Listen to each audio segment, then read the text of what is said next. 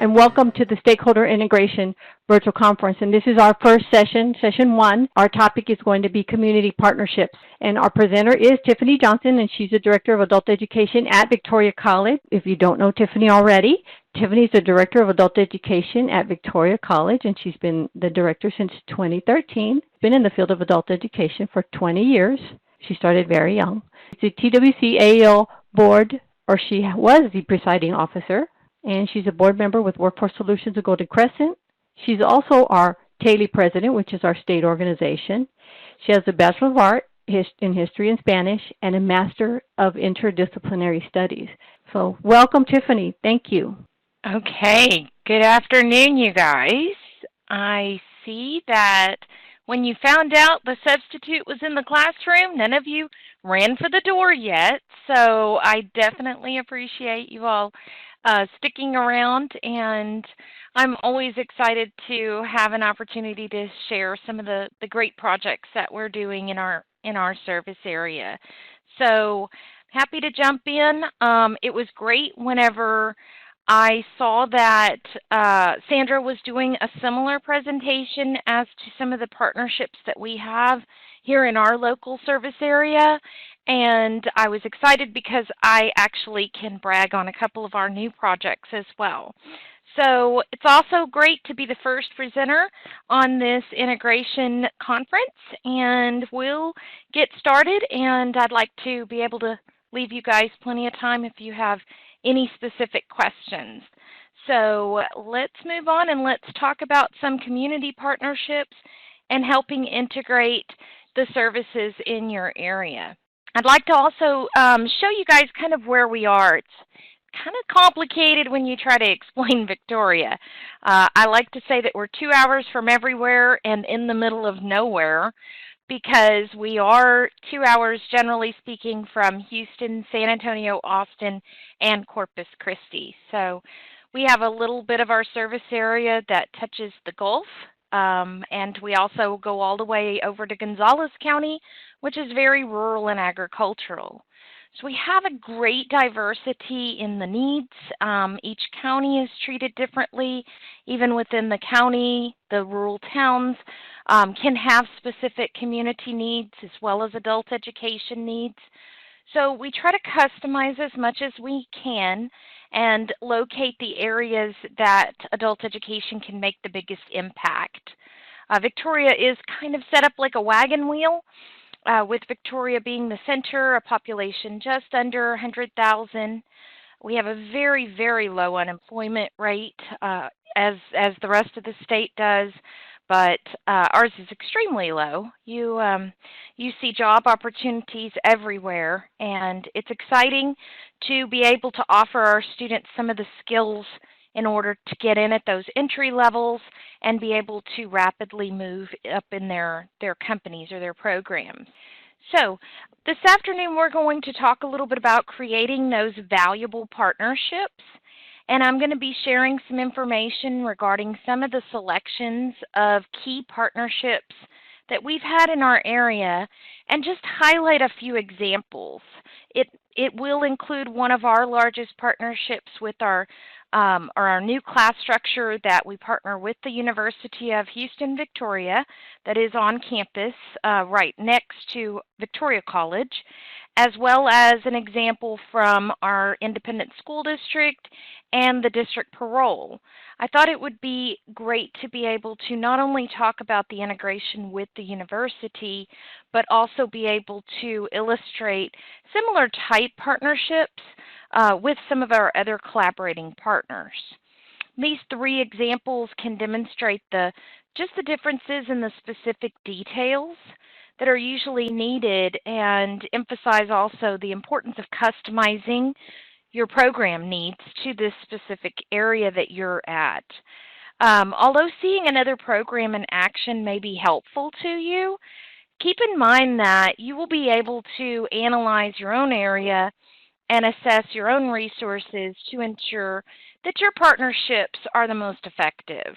We can show you our program in action, but you're not going to be able to duplicate exactly what we do. I'd rather you guys have some of the tools and just some of the suggestions that you can customize and use what you need in your specific cases.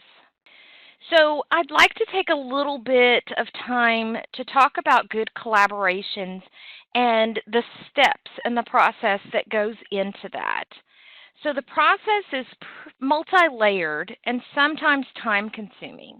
I was talking with another director the other day, and we discussed how you put so much time and energy into a partnership, and you really don't always get to see the results of that, especially within the short time frame that we're looking at to get projects developed and created and implemented and ramped up and putting participants through.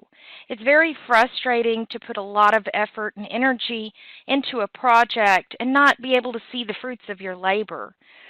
So just looking at some of the basic steps, identifying the most appropriate partner and finding someone that's key in working with, building a trusting relationship with that partner, outlining specific projects, and then establishing those ongoing plans. Those future projects or even ways to keep things green and maintain your partnership are real critical. When starting out, you want to look for another agency or another provider in your service area that has a common goal or offers a service that complements your existing efforts. And oftentimes you'll see that it is a win-win situation with the right partner. You're providing services that will help their agency in their efforts, and you could be giving them an outlet for the completion of their goals. And you'll see an illustration of that when we talk about our partnership with the University of Houston. And if your partnership's established correctly right at the beginning, there not only can be fruitful results, but also lead to bigger and better collaborations in the future. One of the most important things we need to remember to do is to conduct our homework ahead of time on that proposed partner, just to ensure that we're familiar with their entry, their requirements, and research some of their accountability and measures.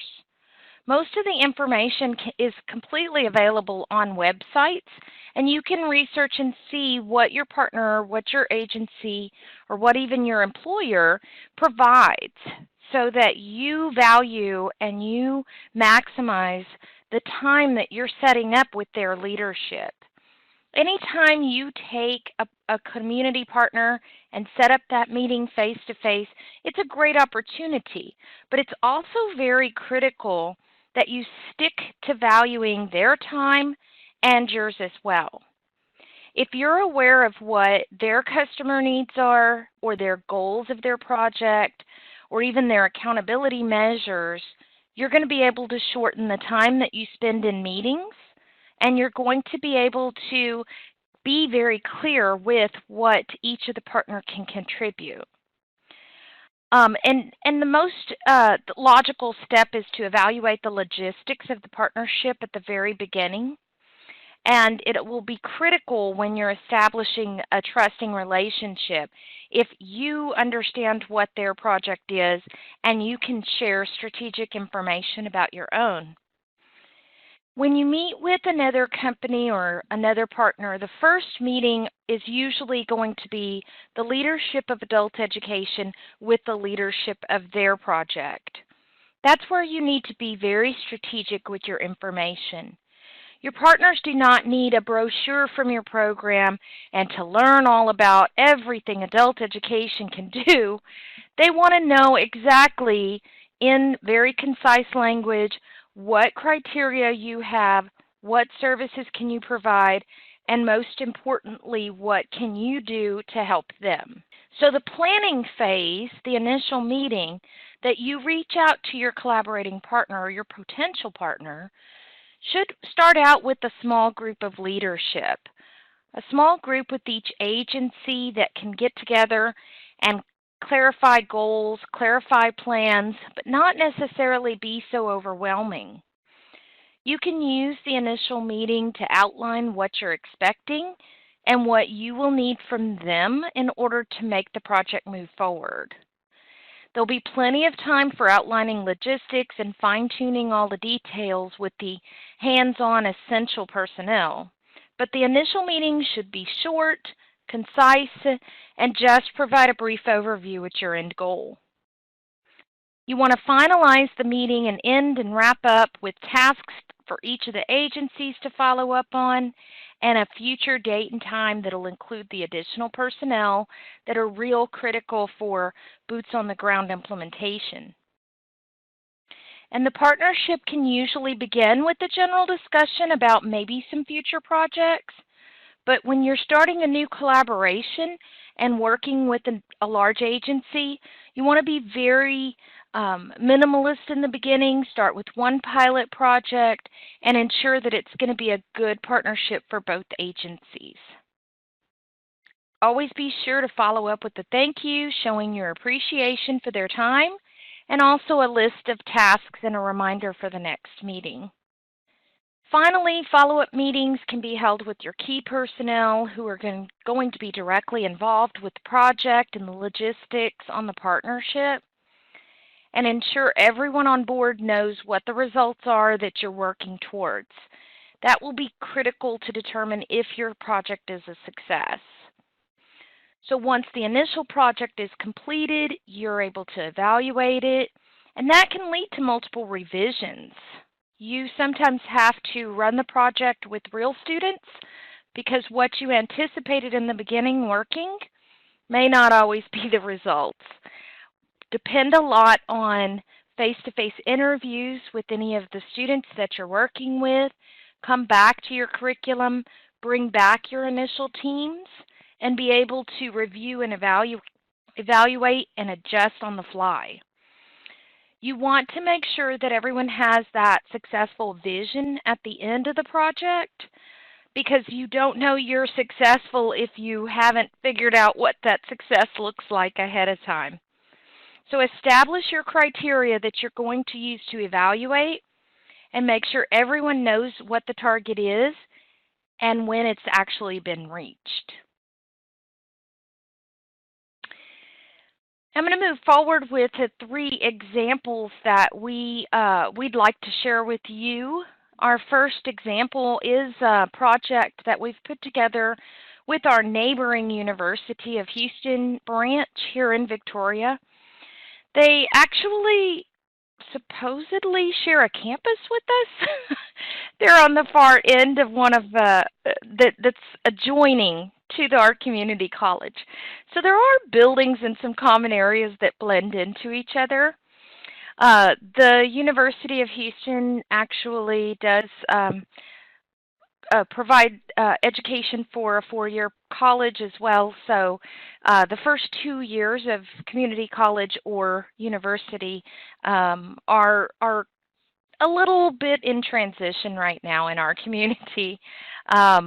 We reached out specifically to the Small Business Development Center, and we developed a class that we like to call the BOSS class. Now, if you know anything about me or my program, you know that I love to brand things and I love the marketing aspect. So if it's going to fly with the students and we can take it out there, it's got to have a catchy title. Our BOSS class stands for the Business Ownership Skills and Strategies class. We recruited from our existing adult education students, both ESL and ABEs, anyone who either owns a business currently, maybe works with a family business, or has the aspirations to develop their own business model. This one is a collaboration of several agencies, and it's evolved into one of the most productive courses for our students, but it's also become one of our most fun classes. Our targeted audience who already want to expand or assist with some other direct operations in the business have been our primary clientele. And the program currently has many students who already own their own businesses, but do not have the formal skills or even the financial means secured in place. The class was designed to offer 36 hours of instruction for students in a variety of business topics, and this course would lead directly into community college courses so that this could be used as an on-ramp to one of our business degrees here at the college. The collaboration with the University of Houston Victoria Small Business Development Center was a very logical choice. We were looking for resources, not only in our specific area, but just to use in the class in general. And we discovered that their program is completely free. They are a grant-funded program who are specifically tasked with offering the community resources and advice and information on development of business. So it was a great fit for us. We did a little background, like I said, on the internet and looked at their website.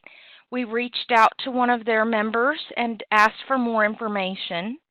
And we discovered that they held lectures, they do some hands-on training, they provide individual advising for business plans, and they evaluate those. All the time they're using their practices and providing those to the community completely free of charge, and they're looking for more students and more people to meet their grant numbers and their accountability. So when we invited them in, the initial meeting we had was a very general overview that discussed our students that are in the areas of their own business who would like to either develop their own or be able to expand on what they are already employed at.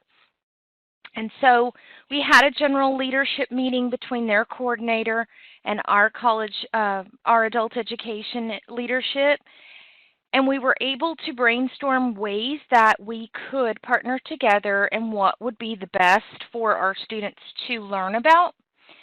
And since this was an area that was a little outside of the adult education scope, we needed to have their expertise to give us feedback on what would be the most effective in this type of class.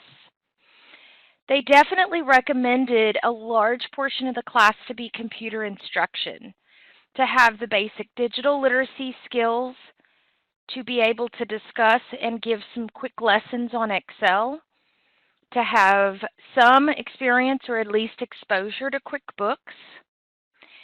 And they did recommend an additional computer class after this course to introduce them so our students could transition into some of the college courses that are already offered on computers here. Another recommendation that the Small Business Development Office brought to us was the fact that they had partnered in the past with the Chamber of Commerce to provide different guests that would come in and speak about their own business experiences. So in addition to the lectures and instruction that were given in a class situation, we had a series of small business owners who had started their own companies here in our community and have been very successful. So not only was the university one of our partners, but we also had the Chamber of Commerce come in and bring some of their successful small business owners. It was a great fit because a lot of the business owners saw that potential and felt that fear from our students who really wanted to reach out but just didn't have the confidence. So they were able to exchange business information and even talk about some of the benefits from being members of the Chamber of Commerce. Also throughout the class, one of the major projects and the end goal that we looked for was that the class would develop individual business plans, or they were able to work as a group to work through on a simulated project. This picture here is actually one of our culturally diverse groups. They decided to join together and actually do a simulation instead of individual business plans. They wanted to walk through the process together And so they created a business that focused on culturally diverse products. And each of the students that are featured here with their instructor are actually from a different country.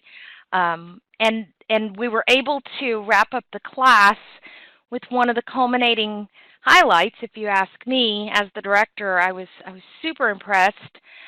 We had at the end of the course, as kind of their graduation, a simulated Shark Tank experience. So the students were able to present their product, or in some cases their business.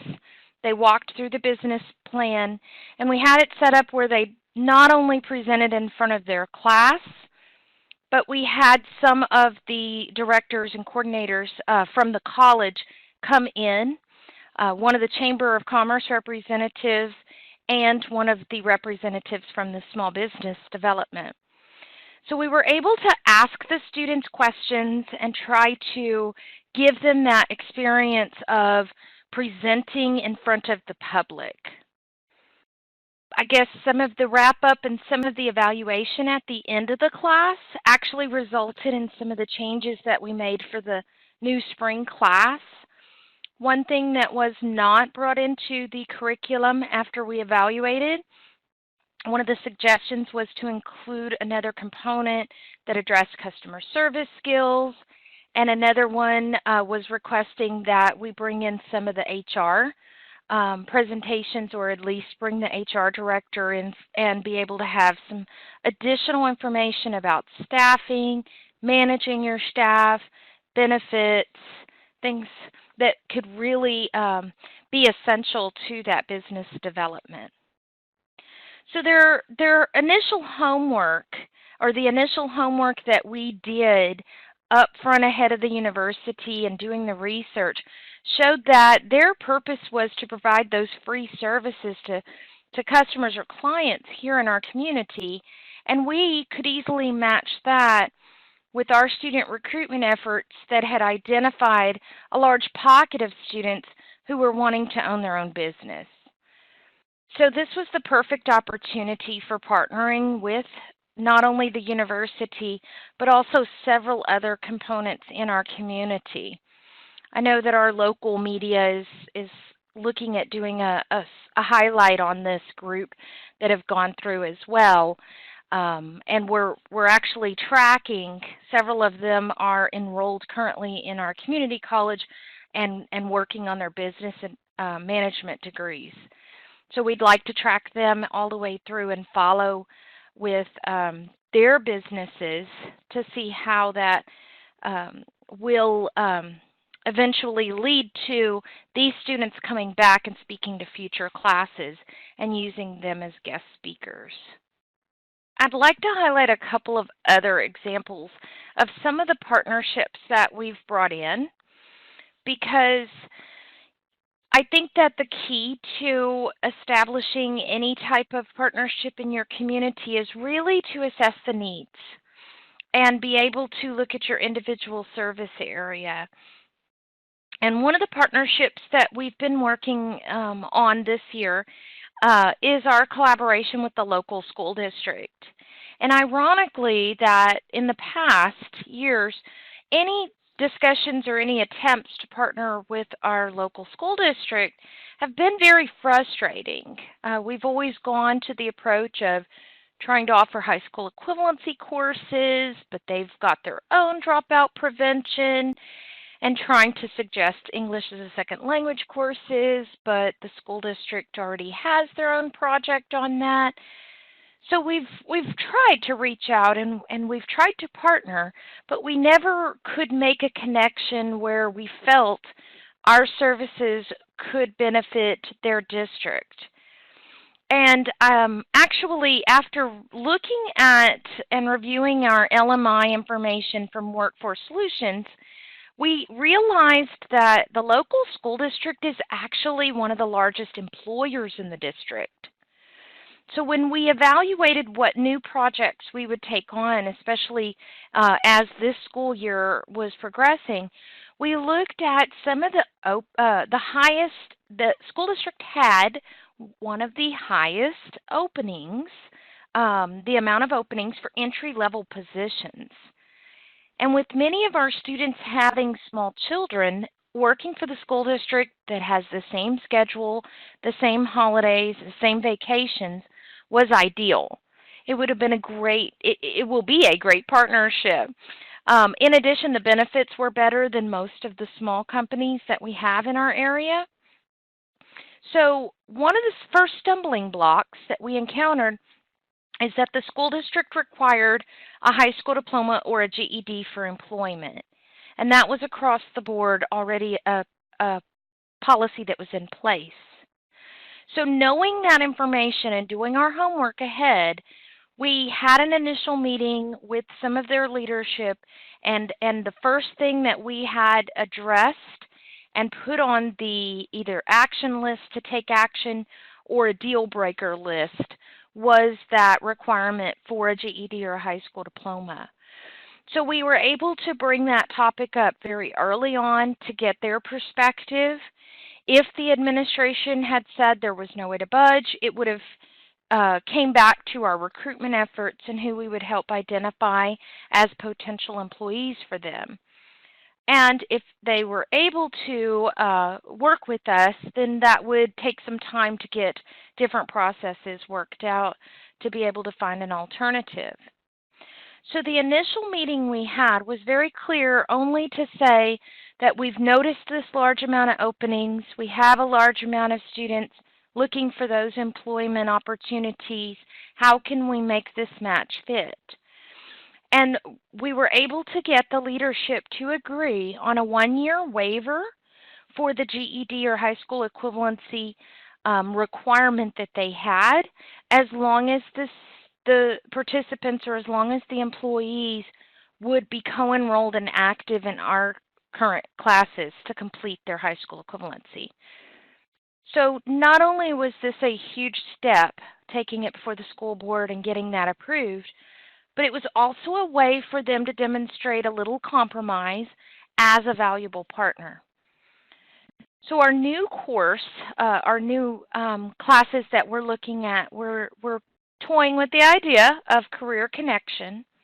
And we're using this summertime when the school districts are out to actually run the largest part of this program.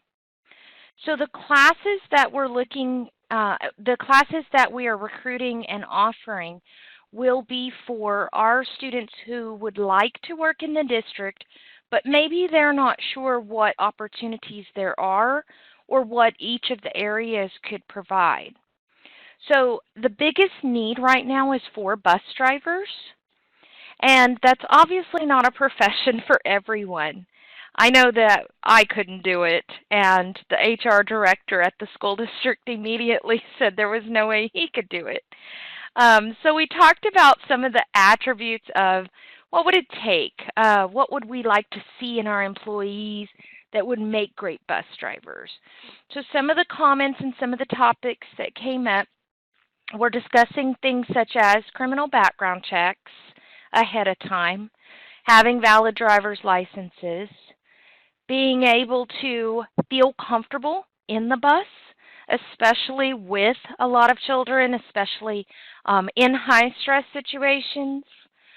Although Victoria is not very large of a city, there are field trips that go to some of the larger cities, Houston and Austin and San Antonio, and being able to find a driver who's comfortable wanting to drive and wanting to take that course. So we have some attributes that we're looking for specifically for that bus driving collaboration. Food services, paraprofessionals on the campus. One of the other characteristics or one of the other skill sets that the school district is very interested in is looking for bilingual speakers. And that's a great fit because we have them. They're in our classes. And a lot of times our students don't recognize that their second language is their greatest skill to bring into an employment situation. So our class is going to take the students that are interested through some of the first steps to employment. Again, going back to a criminal background check, discussing the application process, fine-tuning the skill sets and matching those with the best department. We're going to work through marketing with the students, marketing themselves, being confident in an interview situation, and basically teaching them the employability skills they need to be able to move forward. One of the other components that the district requested that we may want to include has to do with once you are on the job, being that reliable employee with the soft skills that give you that good work ethic and putting you right in the front lines for being able to move up. So we definitely are working with the school district in order to get as many students as we can pre-screened. We're recruiting. We're looking for a good match for them. The district's going to get the employees they need, and we've got a good employment opportunity and a great longevity plan with the district in the future. And this is just the initial project that we're starting with them. And then, again, tending that relationship and making that partnership grow is hopefully going to lead to future opportunities and larger projects with the district in the future. Right now, we have the curriculum developed and we have the students recruited, but we're looking at some of the courses actually taking place over the summer so that the district has employees available to assist with some of the interviewing and the pre-screening and the training of our students. One last example of a collaborative partnership, and that is our partnership here with our district and area parole office. This course is called Challenge to Change. I'm particularly excited about this one. This is the one that kind of has my heart. Those of you that know me, I spent years working in correctional education. And so when we have the opportunity to work with ex-offenders and partner with one of our collaborating agencies here in town, I was very excited to be able to work on the project and get it implemented as quickly as possible. The course is designed to work with the parolees that are released from prison and help them with the preparations needed to ensure their successful employment. As I said, we have a very low unemployment rate. There are plenty of job opportunities in our area, which sometimes makes the competition seem a little tough to get in, especially in entry level. But our prisoners and our ex-offenders that are being released into our area are attending their parole meetings and going in to get assessed, and they're definitely going to be able to move on to an employment opportunity with the right skill set. So the Challenge to Change class meets for 20 instructional hours and then transitions students into the Adult Basic Ed class or in our IET programs. And we work with the parole office because they have a monthly intake process for every offender that is released on parole to our area. So they've already got them in the office, in the classroom, and they're already working with each individual. It's a great captive audience for us. We present about our classes. We talk about the opportunities.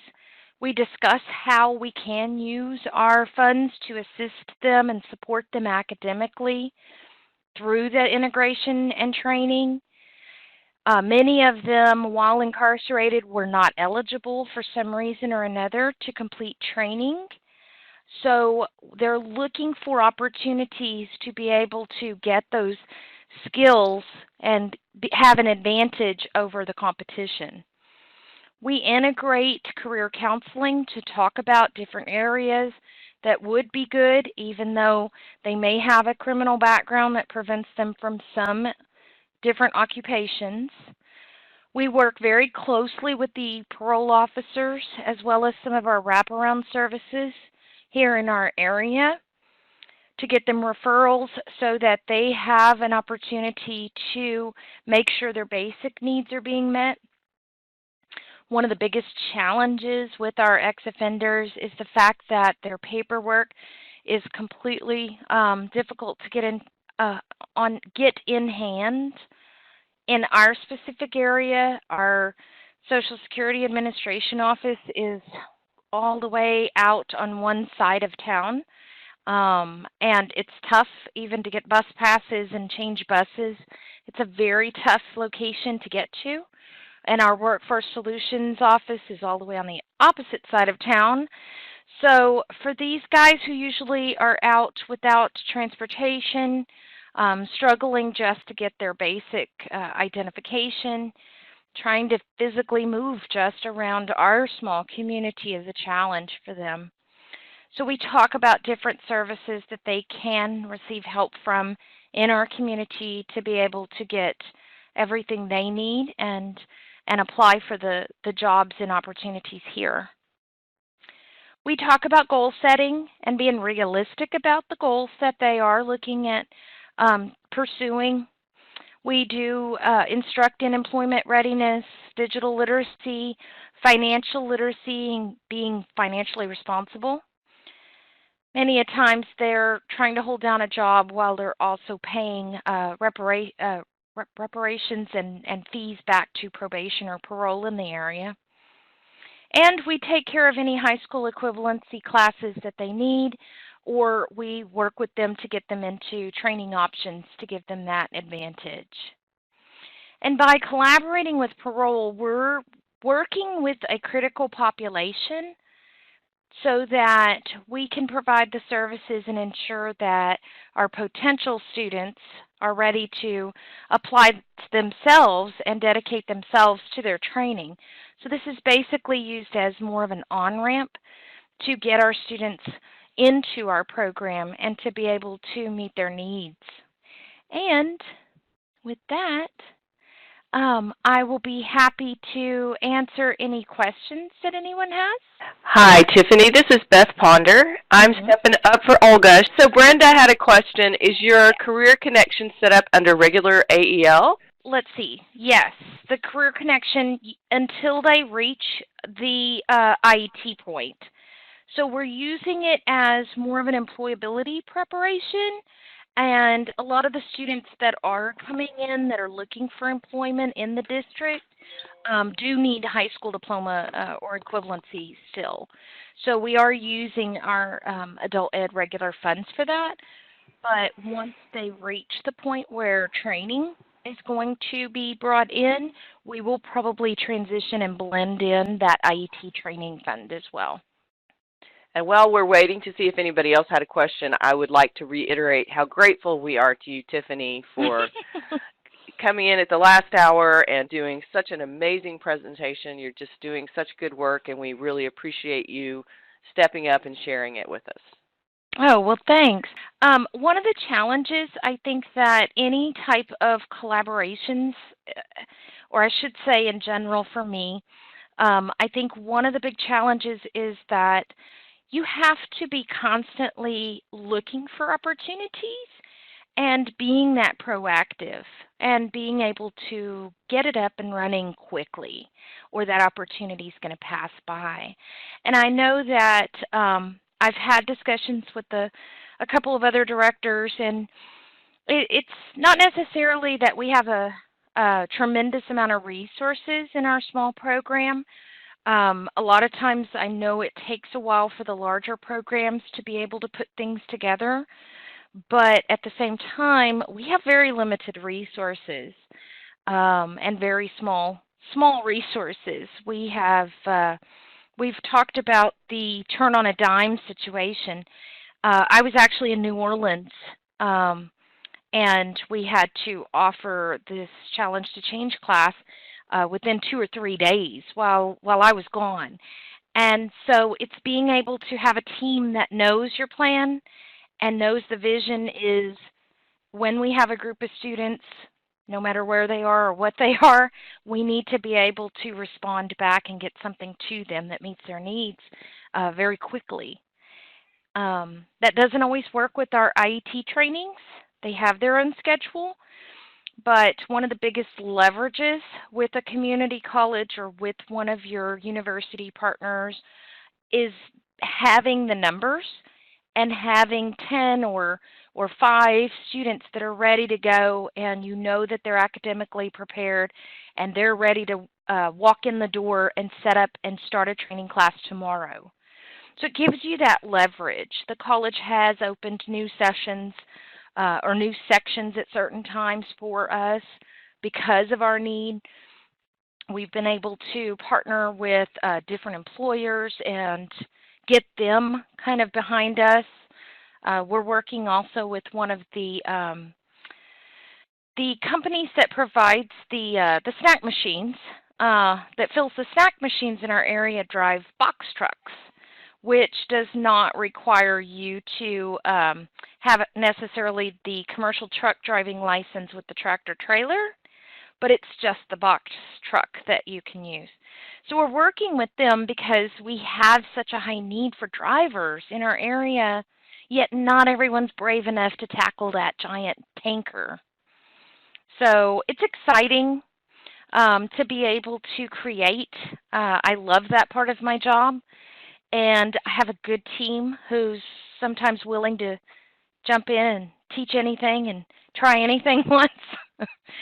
But it does help to be able to be very flexible and adapt to your needs. Thank you, Tiffany, so much for stepping in and sharing all this great information with us. You have some really great programs going on. Thank you.